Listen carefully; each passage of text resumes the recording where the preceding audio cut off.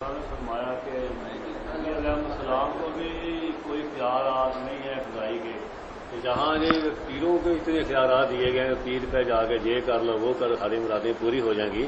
یہ تو بالکل ہی الٹ کام ہے. جو بزرگان دین وہاں دفن ہے وہ تو ایسے نہیں کہتے رہے ہوں گے نا.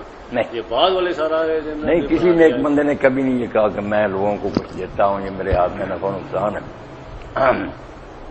وہ شاید اب تو آتا ہی نہیں. جو شیعہ سے ہوا تھا اہل سنت ہمایوں صاحب کا دوست، وہ کہتا تھا یہ سلطانی صاحب کے جو مرشد ہے نا، ہم وہاں گئے ہیں نہ وہاں صلات ہوتی ہے اذان کے ساتھ، اور قبریں جو ان کے بزرگوں کی ہے نا جگہ جگہ لکھ کر لگایا ہوا کہ ہم خدا کے عاجز بندے ہیں، کسی کو کچھ نہیں دے سکتے، اللہ سے مانگو، ہم بالکل بے اختیار ہیں.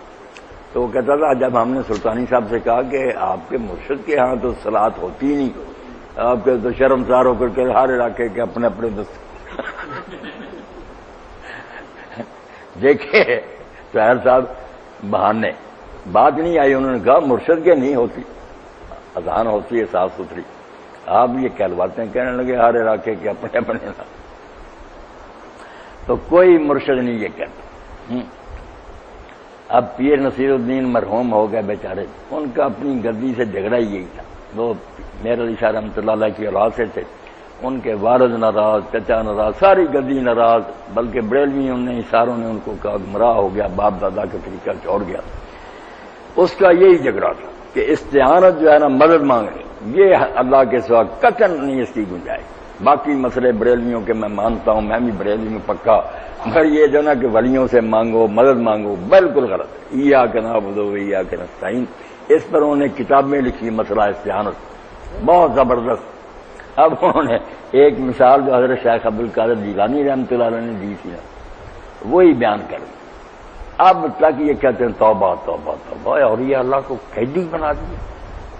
حضرت شیخ عبدالقادر جیلانی نے کہا جو اللہ کو چھوڑ کر بندوں سے مدد مانگتا ہے اس کی مثال ایسے ہے جیسے ایک بہت لمبا چوڑا دریا ہو، ٹھاٹھے مار رہا ہو، اس کے کنارے ایک درخت اگا ہوا ہو، درخت کا ایک ٹہنا دریا میں گیا ہوا ہو، اس کے ساتھ رسا لٹک رہا ہو، اور ایک آدمی جو نا وہ جکڑا ہوا ہاتھ پاؤں کے ساتھ رسے کے ساتھ لٹکایا ہوا ہو. ادھر بادشاہ سلامت اپنے تخت پر دریا کے کنارے بیٹھا ہو، اس کے فوجیں کھڑی ہوں اور اس کے پاس بے اندازہ تیر ہوں سپاہیوں کے پاس، وہ حکم دے اور اس قیدی کو وہ مارے جا رہے ہوں، قیدی اپنے آپ کو بھی نہ بچا سکے. تو جو اس بادشاہ کو جو با اختیار ہے چھوڑ کر اس بندے ہوئے قیدی سے مانگتا، جتنا احمق وہ ہے اتنا ہی وہ بندہ جو اللہ کو چھوڑ کر مخلوق سے مخلوق کیا دے گی؟ وہ تو آپ قیدی ہے. جو تیر اللہ دکھوں اور مصیبتوں کا چاہے چلاتا ہے، نبی بھی جھیلتے ہیں، رسول بھی بھگتتے ہیں. یہ مثال حضرت شیخ عبدالقادر جیلانی رحمۃ اللہ دی، یہ پیر صاحب نے دہرا دی. اب سب بولتے پھرتے بریلوی توبہ توبہ توبہ، ورنیوں کو بنا دیا کہ وہ جکڑے ہوئے. وہ تو بے بس ہونے کی مثال کہ اللہ کے سامنے سب آج میں بے بس ہیں. یہی بات آپ نے پڑھی نا کہ حضور نے فرمایا اللہ کے حکم سے کہ اگر میرے بس میں ہوتا کوئی نفع نقصان تو مجھے تکلیفیں کیوں آتی؟ کبھی سر مبارک زخمی ہو گیا، دندان شہید ہو گیا، کبھی بیٹے فوت ہو گیا، تو میں یہ کہہ رہا ہوں میں سارے جہان کے نفع نہ کما لیتا.